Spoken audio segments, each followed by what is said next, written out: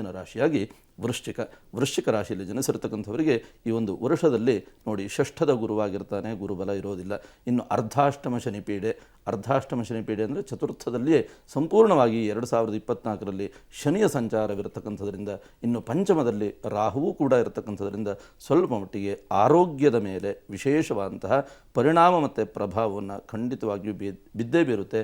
ಆರೋಗ್ಯದ ಕಡೆ ವಿಶೇಷವಾದಂಥ ಒಂದು ಲಕ್ಷ್ಯವಿರಲಿ ಹೇಳ್ತಕ್ಕಂಥ ಒಂದು ಸೂಚನೆಯನ್ನು ನೀಡುತ್ತಾ, ಇನ್ನು ದಾಂಪತ್ಯ ಜೀವನದಲ್ಲಿಯೂ ಕೂಡ ಸ್ವಲ್ಪ ಮಟ್ಟಿಗೆ ವಿರಸಗಳೇ ಹೆಚ್ಚಾಗಿರುತ್ತೆ ವೃಶ್ಚಿಕ ರಾಶಿಯ ದಂಪತಿಗಳಿಗೆ. ಇನ್ನು ಹೆಂಡತಿಯ ಆರೋಗ್ಯದಲ್ಲಿ ಏನಾದರೂ ಸಮಸ್ಯೆಗಳನ್ನು ಅನುಭವಿಸ್ತಕ್ಕಂಥ ಒಂದು ಲಕ್ಷಣ ಹೆಚ್ಚಾಗಿರುತ್ತೆ. ಹಾಗಿದ್ದರೆ ಹೆಂಡತಿಯ ಆರೋಗ್ಯದ ಬಗೆಗೆ ವಿಶೇಷವಾದಂತಹ ಒಂದು ಲಕ್ಷ್ಯವನ್ನು ವಹಿಸಿ ಹೇಳ್ತಕ್ಕಂತಹ ಕಿವಿ ಮಾತನ್ನು ಹೇಳ್ತಾ, ಮಕ್ಕಳಿಂದಲೂ ಕೂಡ ಏನಾದರೂ ಸಮಸ್ಯೆಗಳಾಗಬಹುದು. ಯಾಕೆಂದರೆ ಪಂಚಮದಲ್ಲಿಯೇ ಆ ರಾಹು ಸಂಚಾರವಿರತಕ್ಕಂಥದ್ರಿಂದ ವೃಶ್ಚಿಕ ರಾಶಿಯ ಪಾಲಕರು ಮಕ್ಕಳ ಬಗೆಗೆ ವಿಶೇಷವಾದಂಥ ಒಂದು ಗಮನವನ್ನು ಇಟ್ಟುಕೊಳ್ತಕ್ಕಂಥದ್ದು ಉತ್ತಮವಾಗಿರುತ್ತೆ ಈ ಒಂದು ವರ್ಷ. ಇನ್ನು ಮೇ ತಿಂಗಳ ನಂತರದಲ್ಲಿ ವ್ಯಾಪಾರ ವ್ಯವಹಾರದಲ್ಲಿ ಖಂಡಿತವಾಗಿಯೂ ಲಾಭಾಂಶವನ್ನು ಕಾಣತಕ್ಕಂಥ ಒಂದು ಸಾಧ್ಯತೆ ಈ ಒಂದು ವೃಶ್ಚಿಕ ರಾಶಿಯವರಿಗೆ. ಯಾಕೆಂದರೆ ಕೇಂದ್ರ ಭಾವಕ್ಕೆ ಸಪ್ತಮ ಸ್ಥಾನಕ್ಕೆ ಗುರು ಬರತಕ್ಕಂಥದ್ರಿಂದ, ಅದೇ ಗುರುವು ಧನಾಧಿಪತಿಯೂ ಮತ್ತು ಪಂಚಮಾಧಿಪತಿಯೂ ಆಗಿ ಕೇಂದ್ರಕ್ಕೆ ಬರತಕ್ಕಂಥದ್ರಿಂದ ಖಂಡಿತವಾಗಿಯೂ ಶುಭವಾಗ್ತಕ್ಕಂಥ ಒಂದು ಸಾಧ್ಯತೆ.